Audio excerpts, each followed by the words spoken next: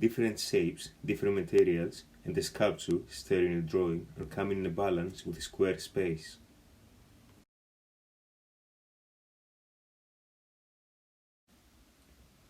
The strictness of a square space gives the convenience to place the pieces playfully. The strictness of square space gives the convenience to alternate shapes, sizes, and materials.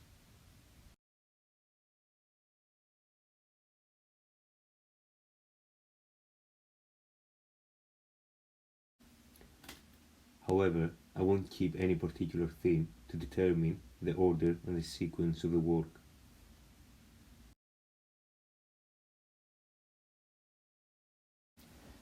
In my opinion, the most suitable space to place and display my practice is a strict square space.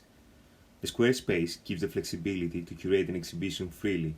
The artworks can alternate on different sizes and themes. Also, square space is able to support different materials. However, their artworks will be in order regarding the materials. To be more explicit, the drawings, made of graphite, will be hung together or even near to each other. Some drawings will come on the group of two because their theme and the concept are similar and aesthetically are very connected. Among the artworks, there is a sculpture, which is placed on a plinth and observes a hung drawing.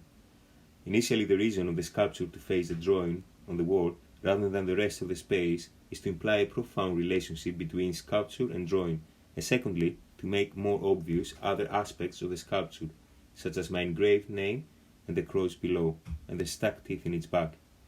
Preferably, the lights will be subtle on the aim glazed surfaces.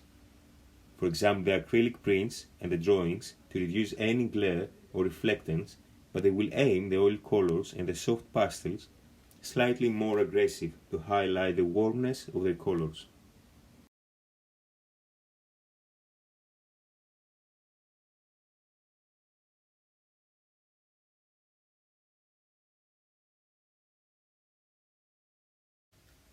These two drawings are made during the lockdown.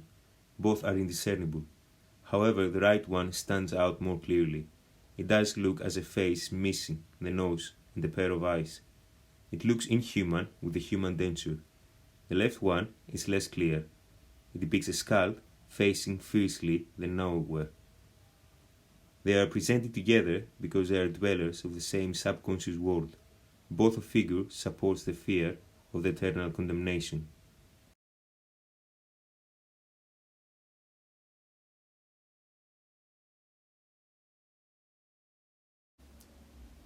The themes of my practice, which are collected during the course, have some very specific notions. All of these are subsisting under the uncanny subconscious of religion. These are the eternal supervision, eternal condemnation, intellectual uncertainty, and existential nihilism. I do paint mainly portraits, which are narrating and dealing with some of the themes mentioned above. They exist on the state of condemned or as invigilators towards the condemned or to suffer by them. Furthermore, they live on fiendish and eerie landscapes. The uncanny as a primordial archetype arrives to the modern mankind through the subconscious.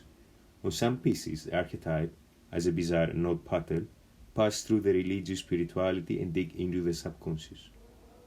On some pieces, I try to make obvious the idea of intellectual uncertainty as the main material to construct the uncanny. For example, the cross and the skull on the forehead of an unnatural and demonic existence. The teeth crammed on the back of the bust indicate a second ego or the nature of my bizarre subconscious. The themes of my practice include my personality and my thoughts. It is my relationship with the bizarre romanticism of the religion where the crucified on the cross descended into the fiendish and emptied the tombs and brought the redemption. My practice depicts something similar to the uncanny horse of Henry Fuseli, which keeps the intellectual supervision as its main property and waits patiently to accuse.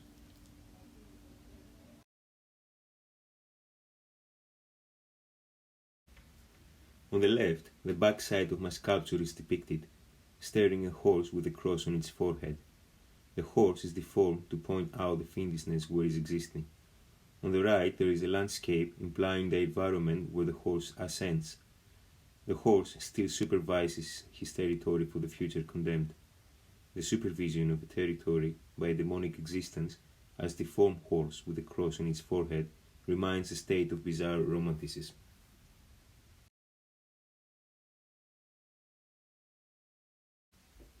In this sculpture, a shape of the head with a nose approaches the shape of an elephant trunk. On the left side, my name and the cross are engraved to denote conceptually my relationship with my very own death. On the back, I crammed some lamb's tooth to give the sense of a second existence into it. Seemingly, the second existence energizes the main body as another ego.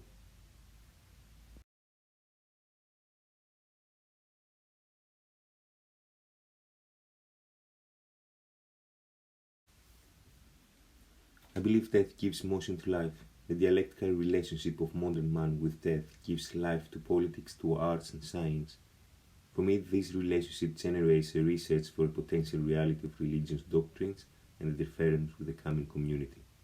Is a modern way of modern man to stay away from death and lost its romanticism in dealing now with a very personal stress of existential nihilism. My practice blends the irrational features of fiendishness and romanticism of religion with the rational way of modern man's thinking.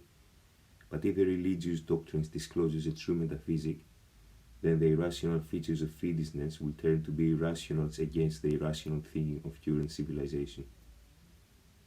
Paul McCarthy revives the grotesque with the best possible contemporary way.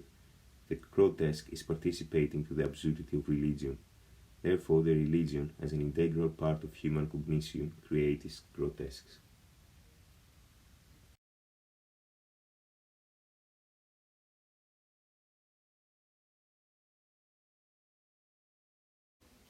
On the left drawing, the background is dark blue and the body black with several shades. It seemingly looks as an exoskeleton holding a cross. The grasping on this particular possession of the cross denotes the advocacy for a sacred lifestyle. The pattern of his body reflects to the pattern of saints' remains displayed in the churches or monasteries. The right drawing is a depiction of fiendish existence. It has the shape of a mountain as a child is able to see, perceive, and draw. Its nose and its ears are pointy, but its pair of eyes indicates disappointment. The background is dark blue, and the main object dark grey and black, creating an ambience of obscurity.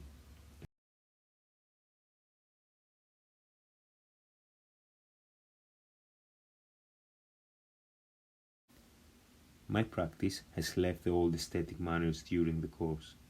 Additionally, I did experiments with various materials such as print on acrylic glass, papers, graphite, enamels, and clay. It is a hard task to predetermine the future of the practice. Even so, I will continue to work on a multitude of materials. Alongside my physical work, I will broaden my aesthetic progress on the digital media, expanding the sizes and improve my technique.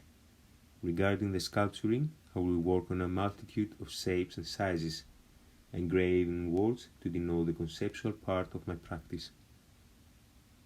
Furthermore, the concept won't change and the theoretical research will be more intensive.